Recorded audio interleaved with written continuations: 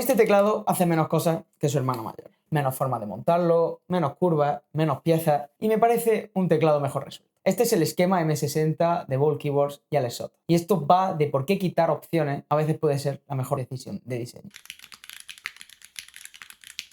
Ya sabéis, esta unidad me la han prestado para review, así que bueno, como siempre, opinión sincera por delante. Y un matiz importante, es una unidad prototipo, pero los colores, lo acabado y los detalles son ya los de producción, así que lo que vais a ver aquí en este vídeo es prácticamente lo que vais a recibir vosotros. Puede haber una pequeña modificación, pero bueno, prácticamente es lo mismo. Otra cosa que os tengo que decir ya, la Group Buy acaba el 31 de julio, es decir, de aquí a 2-3 días, y el fulfillment estimado es Q2 del 2027, o sea que pagáis ahora y lo tenéis en unos 10 meses, así que tenedlo claro antes de adquirir. Debéis ser pacientes. El esquema es un 60%, sin fila de función, sin flechas. Tenéis 3 layers: Winky, Winkyless y HHKB. En función de vuestras preferencias, la button row. Es gasket mount de porón, 8 grados de inclinación y entre 890 y 1300 gramos según la case y el peso que elijáis. No es muy ligero ni muy pesado, así que probablemente se adapte perfectamente a vuestras preferencias, tanto si necesitáis transportarlo como si no. El Barbone parte de 260 € aproximadamente en Delta Kiko y sube hasta unos 365 según la configuración. En la caja os lleváis la case, el weight, la plate que elijáis, la daughterboard con su cable, una carrying case y los gaskets. La PCB es opcional, la podéis incluir o no, y los switches,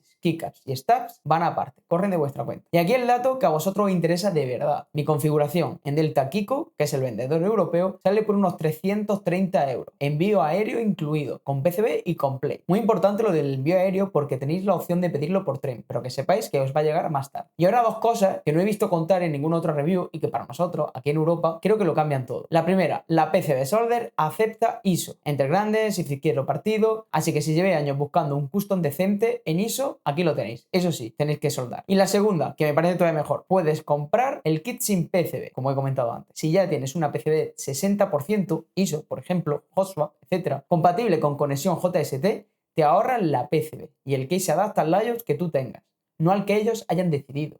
Así que esto, la verdad, increíble.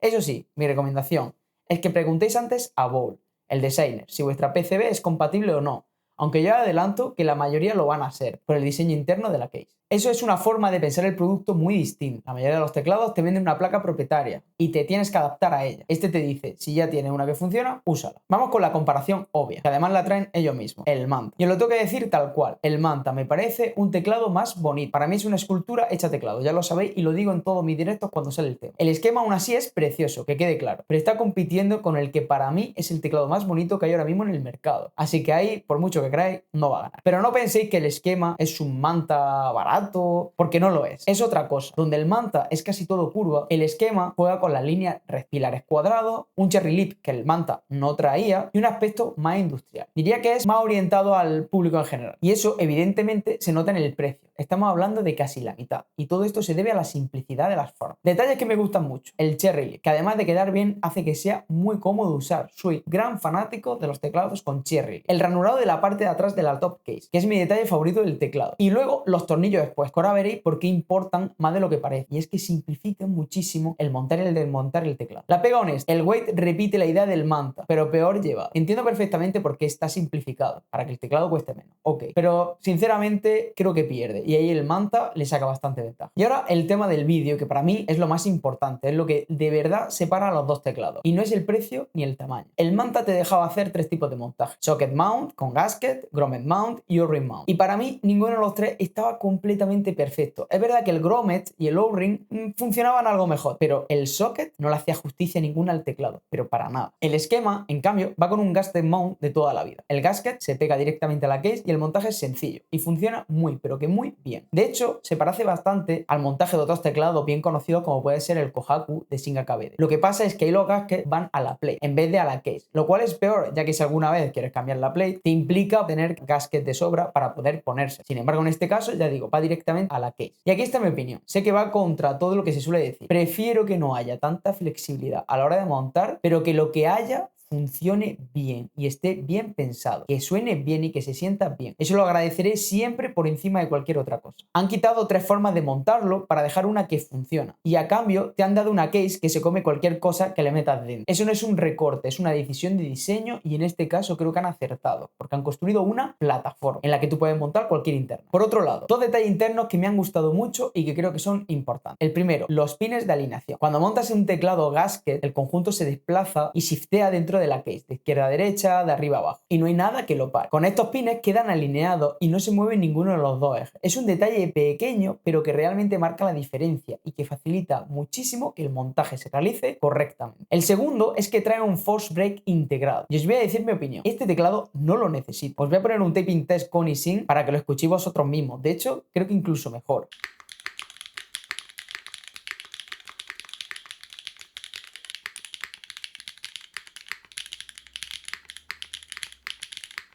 Ahora sí, que no lo necesite no significa que me moleste que esté. Hay puristas que dicen que un teclado no deberá llevarlo, que si lo necesita es que está mal diseñado. Yo lo veo distinto. Si lo incorporan por si acaso, evita problemas de resonancia, si por lo que sea el teclado te pinguea, que ya sabemos que muchas veces no depende de que el teclado esté bien o no montado, sino que depende de la superficie donde estés tecleando. A mí eso no me parece mal. Ya digo, no molesta. Simplemente lo quitas si no lo quieres y ahí lo tienes en caso de que lo necesites. En cuanto a problemas que me haya podido encontrar, realmente ninguno. Y sí, suena raro, pero la verdad es que el teclado funciona a la perfección. No hay nada de lo que me pueda quejar. Quizá, bueno, sí, el JST es un poco largo, pero es que me jodería más que fuera corto. Entonces, en este caso, sin problema. Y luego los componentes, la verdad que de sobra. Viene con 32 tiras de gasket, que la verdad que en principio no sería necesaria, pero bueno, en este aspecto la verdad que nada en lo que me pueda quejar. Vamos con el sonido. He montado el teclado 2 veces, como suelo hacer en este tipo de reviews. Una con plate de fibra de carbono y switches TTC por PT Blacks y otra con plate de policarbonato y SWK Ghost Dragon. Las dos, la verdad, me parecen increíbles. Escuchad vosotros mismos.